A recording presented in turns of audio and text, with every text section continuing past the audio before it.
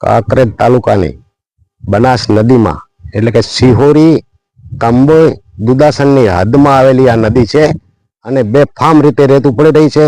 ખાન ખનીજ ઊંઘતું હોય એવું દેખાઈ રહ્યું છે અને લોકલ તંત્રની આંખમાં ધૂળ નાખતા હોય એવું લાગી રહ્યું છે અને રાત દિવસ ખનન થઈ રહ્યું છે. લાખો ટન રેત ઉપડી ગઈ છે. અમારા કેમેરામેનને કહીશ તો નદીનો વિસ્તાર બતાવશે.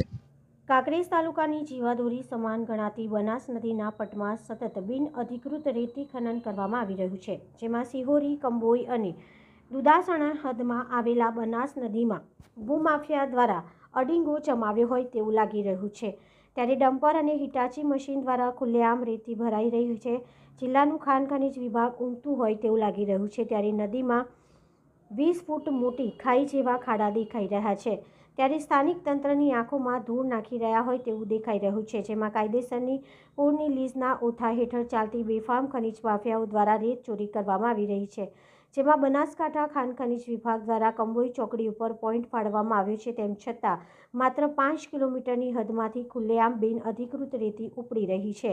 ત્યારે જો ગુજરાતમાં એસટી બસની ટિકિટ ડુપ્લિકેટ બનતી હોય તો રોયલ્ટી પાવતી ડુપ્લિકેટ બનતી હોવાના એધાણ દેખાઈ રહ્યા છે. ત્યારે તટસ્થ તપાસ ગાંધીનગર ખાન ખનીજ વિભાગ દ્વારા કરવામાં આવે તો દૂધનું દૂધ અને પાણીનું પાણી બહાર આવે તેવી શક્યતાઓ છે.